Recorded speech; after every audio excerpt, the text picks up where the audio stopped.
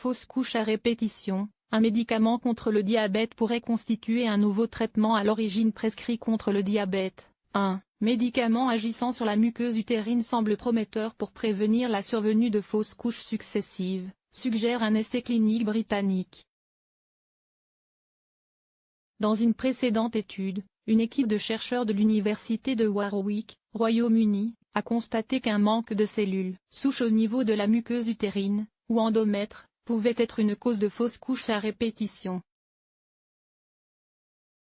Les cellules souches protègent en effet les cellules spécialisées du stress et de l'inflammation, ce qui favorise ainsi la bonne implantation d'un embryon. Désireuse d'aller plus loin dans cette thématique, la même équipe a découvert qu'une famille d'antidiabétiques, les gliptines, ciblait une enzyme agissant directement sur les cellules souches de la muqueuse utérine. Ils ont alors testé l'efficacité d'un médicament, la sitagliptine, qui inhibe l'enzyme en question. Les chercheurs ont ainsi conduit un essai clinique auprès de 38 femmes de 18 à 64 ans ayant déjà vécu 5 fausses couches successives en moyenne. Certaines ont reçu de la sitagliptine par voie orale tandis que d'autres, assignées au groupe témoin, ont reçu un placebo. Aucune ne savait dans quel groupe elle avait été placée. Le traitement a été maintenu pendant 3 cycles menstruels.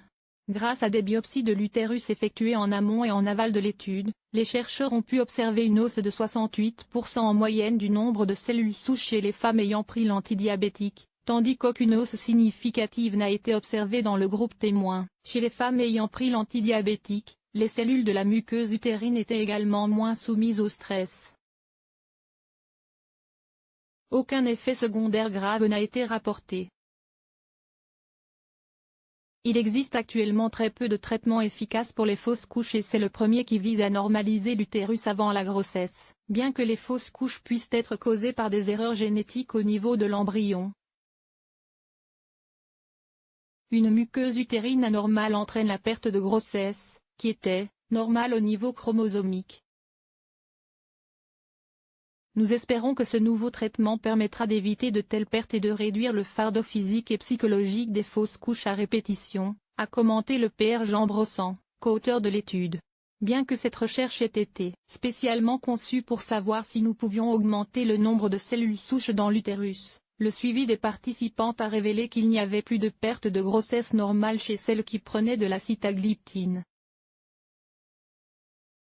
Ce sont des résultats très précoces et ce traitement doit encore être testé dans un essai clinique à grande échelle, a nuancé le professeur Shivan Kenobi, également co-auteur.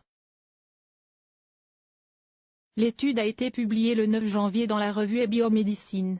Source, Medical Express.